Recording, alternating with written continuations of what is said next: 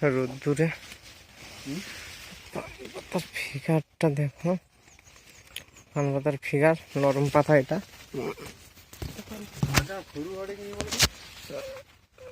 ঠান্ডার জন্য ওটা হচ্ছে। আচ্ছা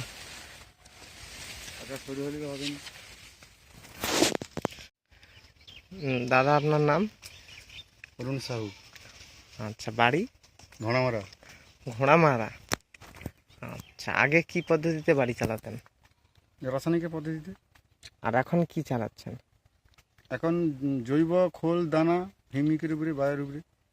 বায়োর উপরে? কোন কোম্পানি? সাই শক্তি। সাই শক্তি। আচ্ছা, সাই শক্তি কোম্পানিতে বাড়ি চালিয়ে কি বুঝতে পারছেন? জল খাঁজ হলেও বাগানে সমস্যা হয়নি, বর্ডার উঠেনি। আচ্ছা এই একটা বাড়তি সুবিধা, ফ্যাসিলিটি। আচ্ছা, আর রোগ ব্যাধি? রোগ ব্যাধি টোটালি দাগের ওষুধ মারিনি, কোনো আচ্ছা। কপার যেতে বাগানে ওখানে ওষুধ পড়েনি।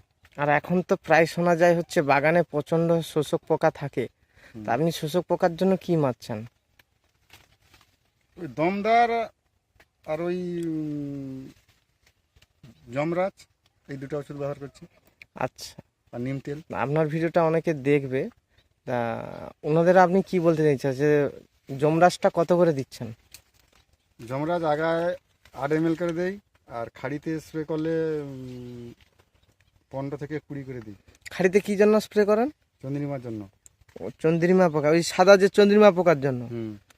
আচ্ছা, যা আগে যে পরিমাণ রাসায়নিকে বাড়ি যে চালাতেন, আগে যে পানের কোয়ালিটি একটা তো ছিল, তা এখন পানের কোয়ালিটি কি দেখতে পাচ্ছেন? কোয়ালিটি রাসায়নিকে চালিয়ে কোয়ালিটিও বড় হবে, বা বায়োতে চালিয়ে কোয়ালিটি বড় হবে। বায়োতে একটুখানি খরচের পরিমাণ বেশি, যেমন একটু খরচের পরিমাণ বেশি, তেমন আর ওষুধ অনেক সেভ হচ্ছে। আমি টোটালি বাগানে দাগের ওষুধ মারিনি। দাগের ওষুধ মারতে গেলে, এই বাগানে দাগের ওষুধ মারতে গেলে 700 টাকা খরচ আছে একবার দাগের ওষুধ মারতে গেলে। হ্যাঁ, গড়ায় কপার ওষুধ ঢালতে গেলে 1200-1300 টাকা ধাক্কা আছে। ওই টাকায় আমি সার কিনবো। নমস্কার। এবং পানের কোয়ালিটিগুলো একটু দেখিয়ে দিই, পানের কোয়ালিটিগুলো।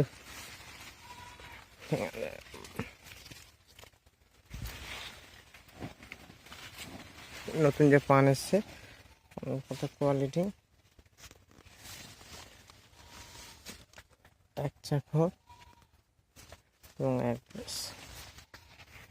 এবং পুরনো যে পানগুলো ছিল সেই পানের কোয়ালিটিগুলোও বেশ আছে, দেখতে পাবেন।